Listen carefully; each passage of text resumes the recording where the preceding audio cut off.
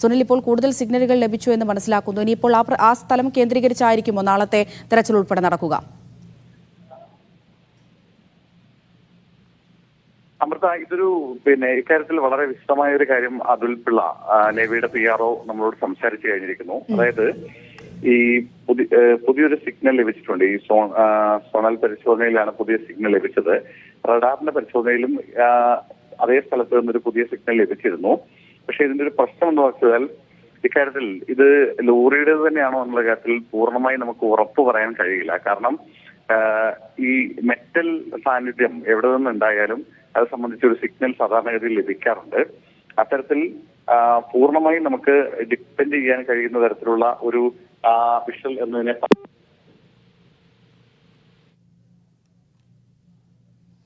അങ്കോളയിൽ മണ്ണിടിച്ചിലിൽ കാണാതായ അർജുനു വേണ്ടിയുള്ള തെരച്ചിൽ ഇന്നിപ്പോൾ 8ാം ദിവസം പിന്നിടുകയാണ്. ഇന്നത്തെ തെരച്ചിലും കാര്യമായി ഒന്നും തന്നെ കണ്ടെത്താൻ കഴിഞ്ഞിട്ടില്ല. ഗംഗാവലി നദിയിലാണ് ഇന്ന് രാവിലെ മുതൽ ഈ തെരച്ചിൽ നടക്കുന്നത്. വൈകിട്ടോടുകൂടിയാണ് ഈ തെരച്ചിൽ അവസാനിപ്പിച്ചത്. സൈന്യം ഉൾപ്പെടെയുള്ള ആളുകൾ ഈ രക്ഷാപ്രവർത്തനത്തിന്, ഈ തെരച്ചിലിന് നേതൃത്വം നൽകുന്നുണ്ട്. അതിനിടയിൽ ഈ കാലാവസ്ഥയും വലിയ പ്രതികൂലമായി തന്നെ അവിടെ നിൽക്കുന്നുണ്ട്. ഇടയ്ക്കിടയ്ക്ക് ഇടവിട്ടിടവിട്ട് മഴ പെയ്യുന്നൊരു സാഹചര്യമാണ്. ശക്തമായ മഴ പെയ്യുന്നുണ്ട്. അതിനിടയിലാണ് ഇപ്പോൾ ഗംഗാവലി നദിയിൽ നിന്ന് പുതിയൊരു സിഗ്നൽ കൂടി ലഭിച്ചു എന്നുള്ള വിവരങ്ങൾ ലഭിക്കുന്നത്. സുനിൽ ഐസക് തുടരുന്നുണ്ട്. സുനിൽ പറഞ്ഞതുപോലെ കൃത്യമായി അത് വാഹനം തന്നെയാണോ എന്നുള്ളൊരു സ്ഥിരീകരണം നിലവിൽ ഇപ്പോൾ വന്നിട്ടില്ല. എന്താണ് രക്ഷാപ്രവർത്തകർ, ഈ ഉദ്യോഗസ്ഥ സംഘം പറയുന്നത്? നേരത്തെയും ഇത്തരത്തിലുള്ള സിഗ്നലുകൾ ലഭിച്ചിരുന്നു. ആ സിഗ്നൽ കേന്ദ്രീകരിച്ചുകൊണ്ടാണ് റോഡിന്റെ അരികിലുള്ള മണ്ണ് നീക്കിയുള്ള പരിശോധനയിൽ പോലും ഇത്തരം സിഗ്നൽ ലഭിച്ചിരുന്നു. അവിടെ നടത്തിയ പരിശോധനയിൽ പക്ഷേ അത് നെഗറ്റീവാണ് ആ പരിശോധനാ ഫലം എന്ന് നമ്മൾ കണ്ടതാണ്. സ്വാഭാവികമായും ഇവിടെയും അതിനുള്ളൊരു സാധ്യത പൂർണ്ണമായും നമുക്ക് തള്ളിക്കളയാൻ കഴിയില്ല. പക്ഷേ നാളെ ഒരു പുതിയ ഉപകരണം എത്തുന്നുണ്ട്.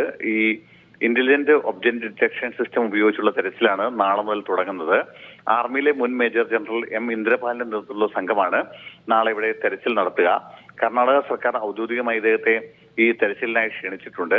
നാളെ സംഘം അപകട സ്ഥലത്ത് എത്തുമെന്നാണ് അറിയിച്ചിട്ടുള്ളത്. GPS ടെക്നോളജി ഉപയോഗിച്ച് ഭൂമിക്കടിയിലുള്ള വസ്തുക്കൾ കൃത്യമായി കണ്ടെത്താം എന്നാണ് ഇവർ പറയുന്നത്. എന്തായാലും അതനുസരിച്ചുള്ളൊരു പരിശോധനയിലേക്ക് നാളെ കടക്കുമെന്നാണ് അറിയാൻ കഴിയുന്നത്. എന്തായാലും ഈ സിഗ്നൽ ലഭിച്ചു എന്ന് പറയുന്ന സ്ഥലം കൂടി കേന്ദ്രീകരിച്ചുകൊണ്ടുള്ള പരിശോധനയായിരിക്കും നാളെ നടക്കുക. സ്വാഭാവികമായും അർജുനെ കണ്ടെത്തുക എന്നുള്ളത് തന്നെയാണ് ഇക്കാര്യത്തിൽ ഏറ്റവും പ്രധാനപ്പെട്ട.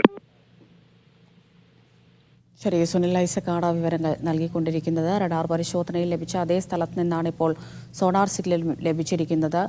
തെരച്ചിൽ ഇന്നത്തേക്ക് നിർത്തിയിട്ടുണ്ട്. നാളെ രാവിലെ വീണ്ടും പുനരാരംഭിക്കുമെന്നാണ് അവിടെ നിന്ന്, അങ്കോലയിൽ നിന്ന് സുനിൽ ഐസക് വിവരങ്ങൾ കൈമാറുന്നത്.